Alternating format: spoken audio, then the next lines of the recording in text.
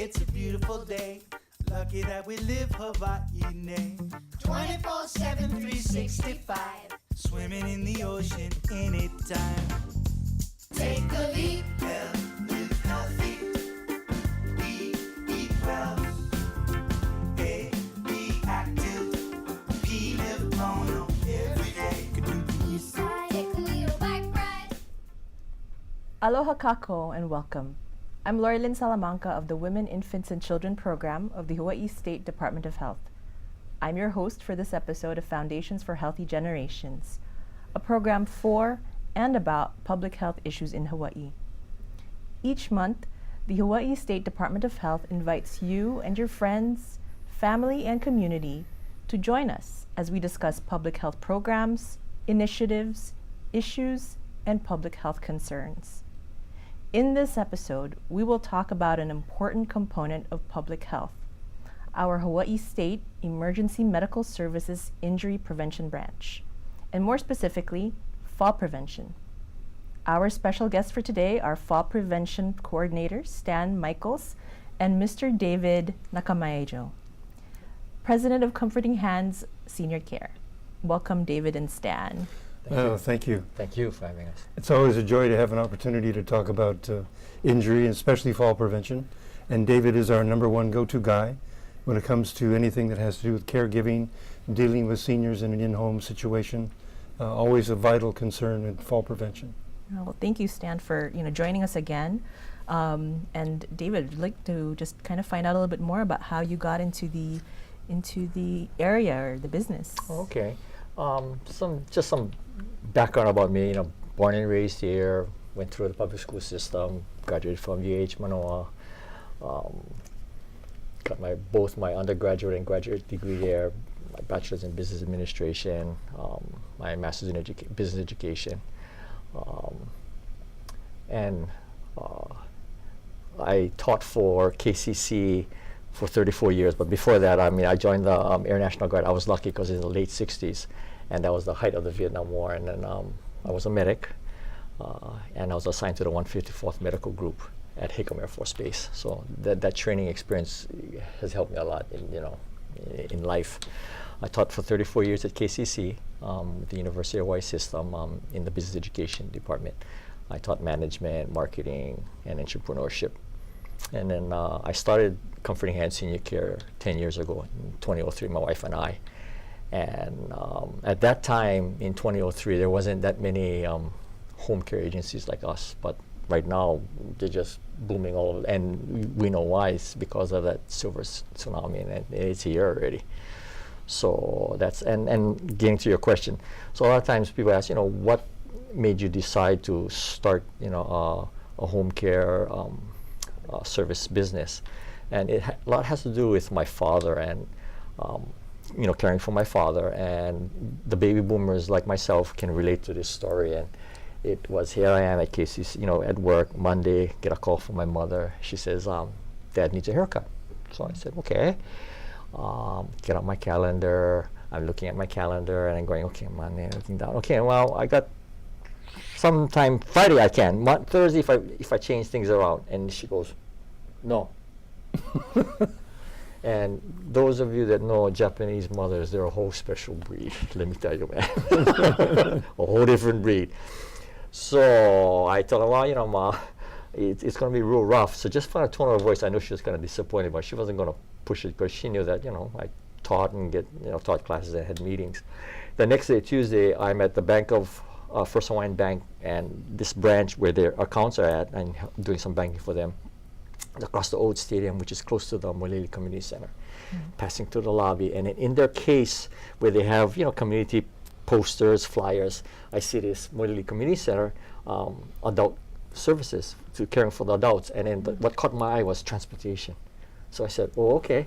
So I called the community center and I said, okay, my parents live in Makali. I need my father to be taken to Ala Moana Center and to Tom's barbershop. And I'd like to make arrangements. And they said, oh yeah, Makali is our service area. We do provide transportation. And since it's Ala Moana, it's closed, we can do it.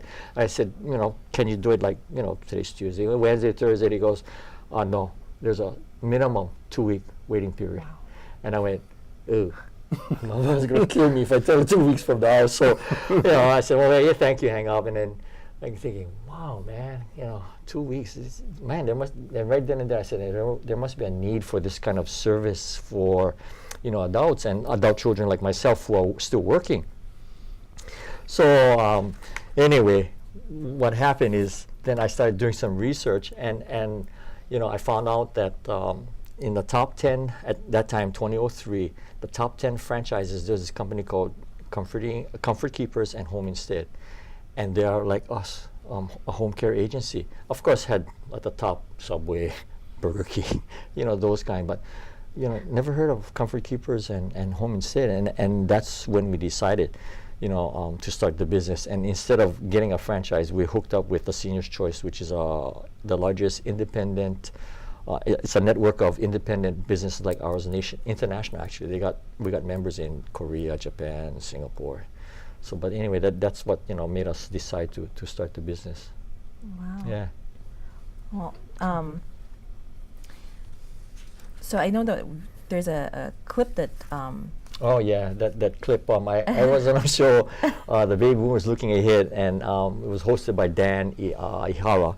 And one of the things that I do, teach in terms of fall prevention is how to get up from a fall, assuming you're not hurt. So we tell the elders that, if you've fallen and you're not hurt, then this is how to get up. Okay, but if you're hurt or you think you're hurt, don't even try. It's 911. Okay. Yeah. So. Well, we do have that clip, so I think we better show our audience and see if.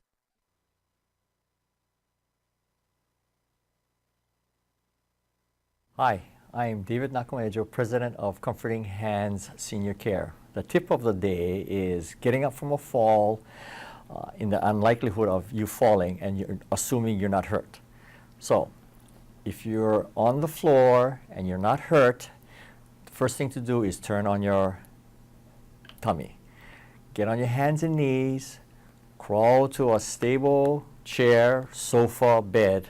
Okay, put both hands on the secured surface, let's say the chair or sofa. Then with your strong leg, push up, turn around, and sit. And stay there until you're composed, all right? Now remember now, if you're fallen and you're not hurt, so the tip of the day, get on your stomach, get on your hands and knees, crawl to the stable furniture, put your hands on it, stand up, turn around, and sit and wait for composure before you stand up. If there's any pain during that process, stop right there and call for help. Yeah. Thanks to David Ihara and his show, Baby Boomers Looking Ahead, which was broadcast on KWHE, Cable Channel 14. So David, it looks like, it sounds like you also work very close up and personal with families. I would like to hear some of the strategies or techniques that you use to work with the families.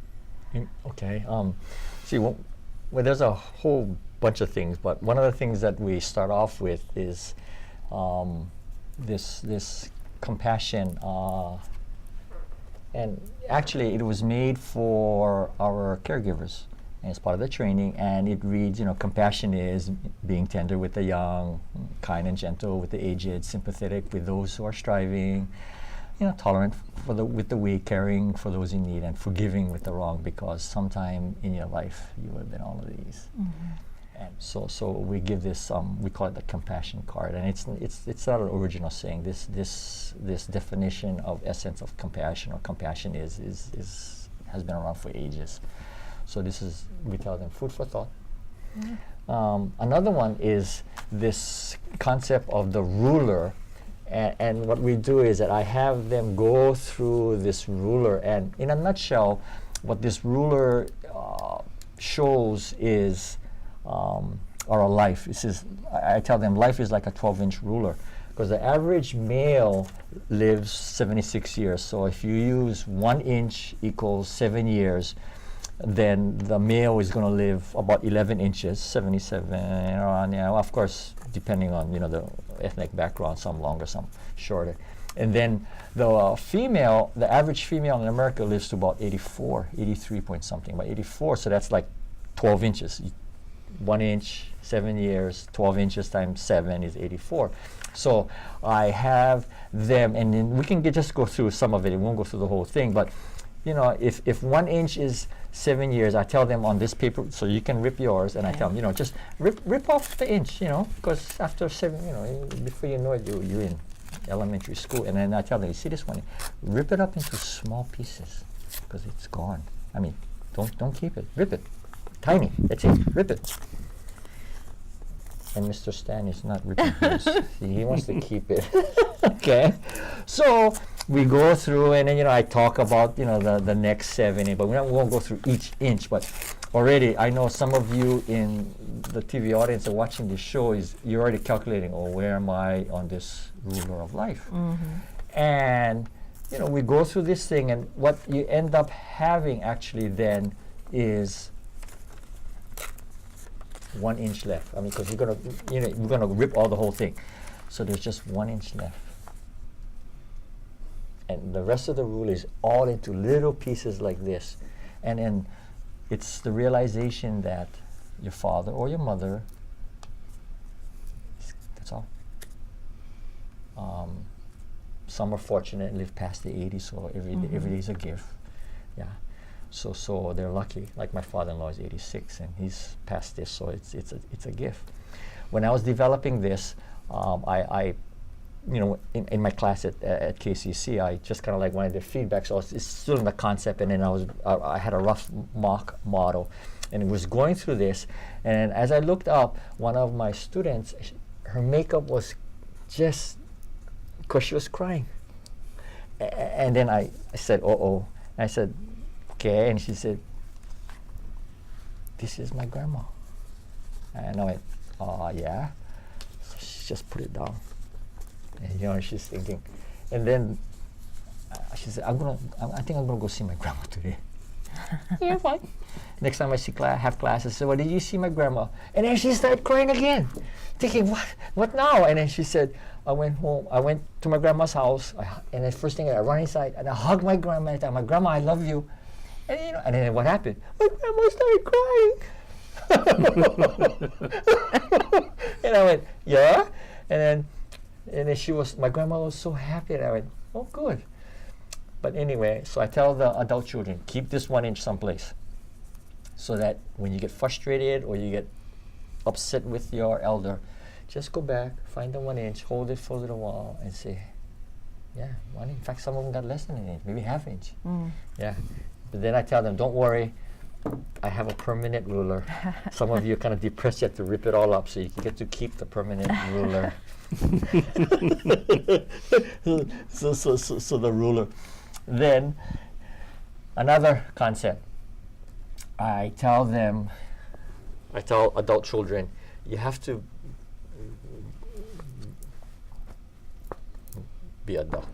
Okay? Be a duck. Be a duck. And I know they look at me and go, what do you mean by be a duck?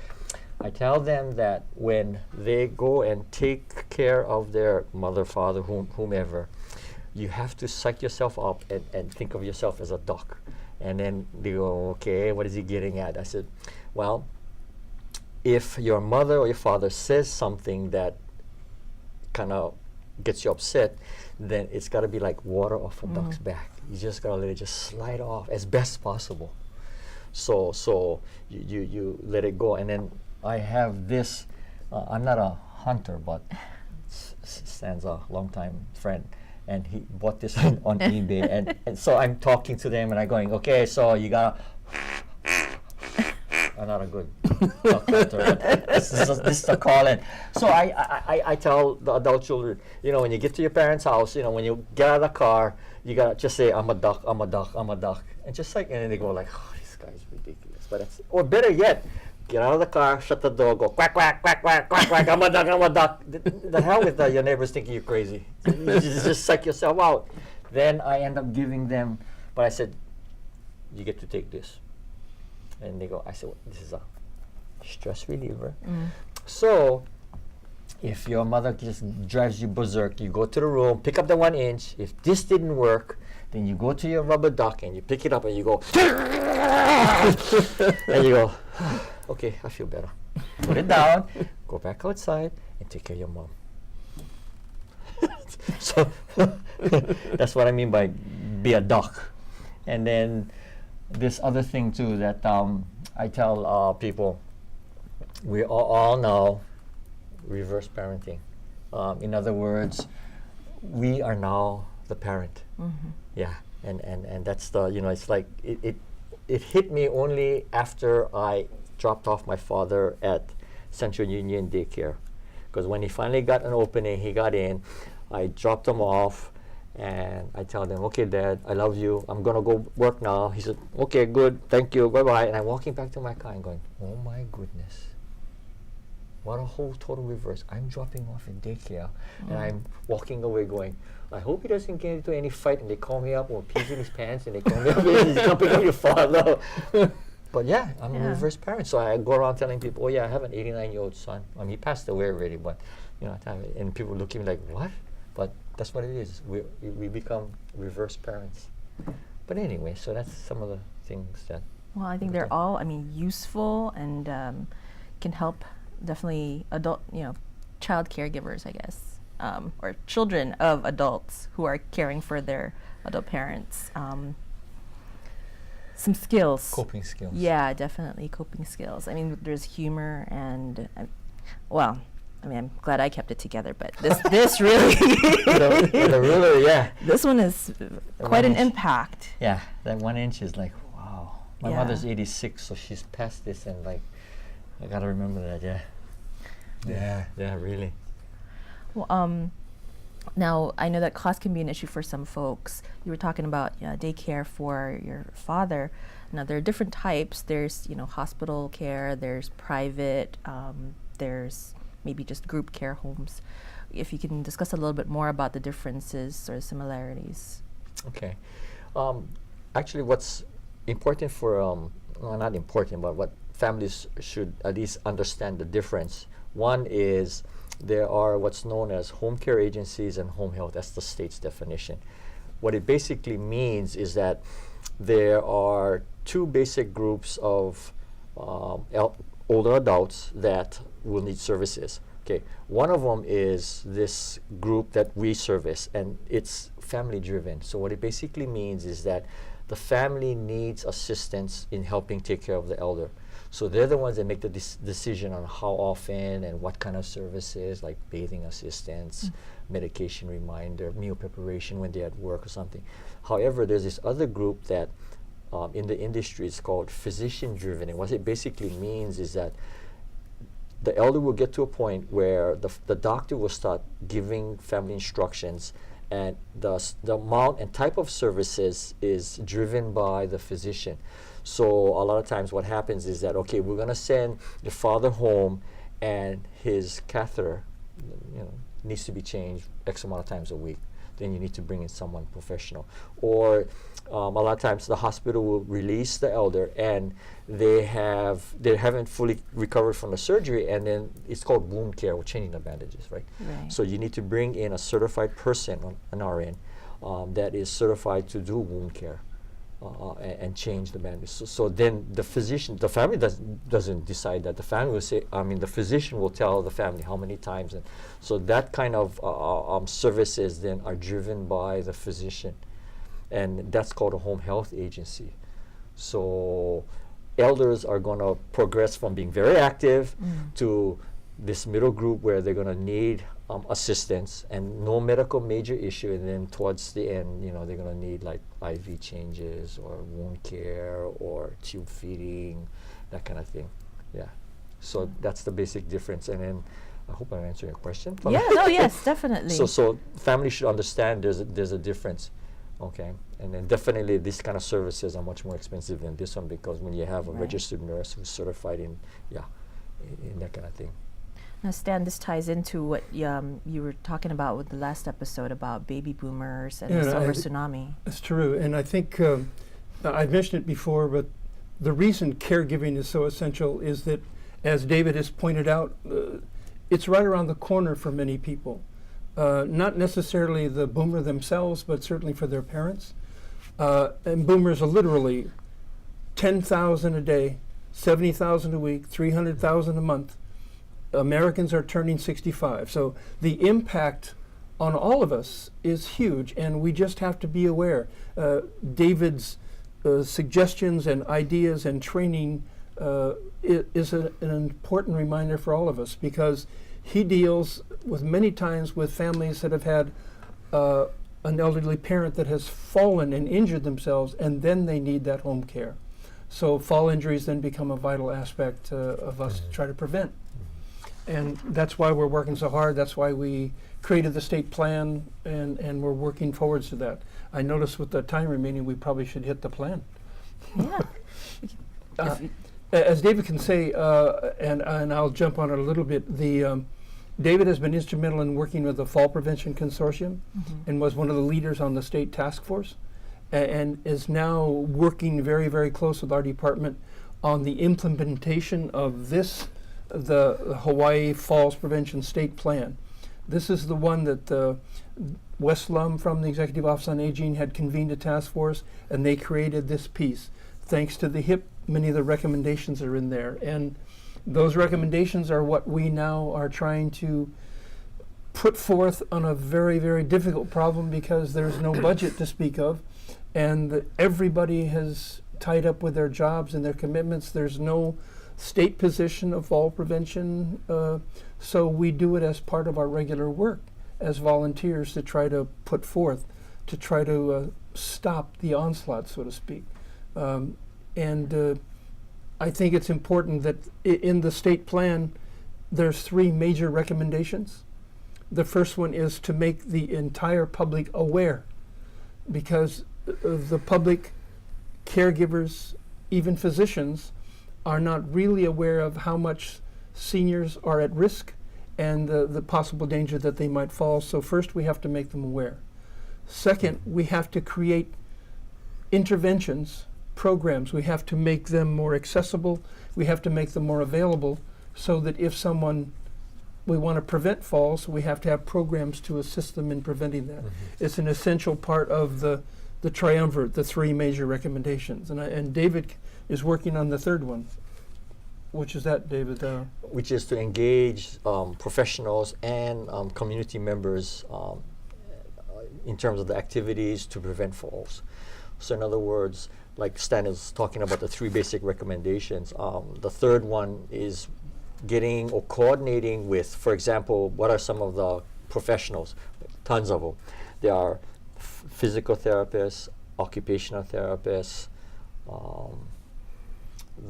clinicians, the pharmacy association, those kind of, and then there's associations like Parkinson's, Alzheimer's. So getting them involved, because they are stakeholders for preventing falls, and getting them involved and letting them know that, okay, here are the activities, there are the things that are being done in the community, and try to make a coordinated effort in terms of delivering the message about this is what you need to do, elder, this is what you need to do, family caregiver, to do the best to prevent the elder from falling. So this state plan and what Stan is talking about, this is now a concerted effort to coordinate and put forth things to prevent falls. That plan that came out of, like he said, Wes, who's a director out of the Executive Office on Aging, there are only 26 states, and we're one of the 26, that have a state plan. I mean, there's a movement. There's a lot of states that they're in the draft form and all, in various stages of their plan being completed, but ours is done. So the consortium, therefore, then is responsible, charged with implementing the tactics or strategies that's in the plan. And that's what, how this thing works. And we got 3 recommendations, a different amount of tactics under each of the recommendations. So that's what the consortium is doing, and they're volunteer members. And the key to remind all the viewers is that falls are preventable. Yes. They really are. And you need to follow 4 basic rules. Number 1, stay active. I don't care whether it's swim, dance, walk, take Tai Chi, but stay active. Number 2, have your vision checked once a year. It's absolutely essential. If you can't see it, you can trip on it. Number 3, have your medications reviewed, especially if you have 5 or more prescription drugs.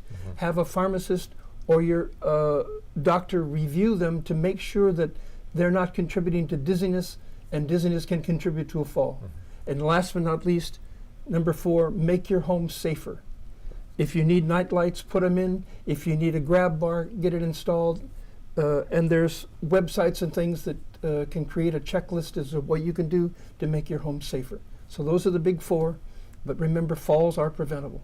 That's very important. And prevention, public health, that's kind of the core, yeah? Yeah, that's what we do.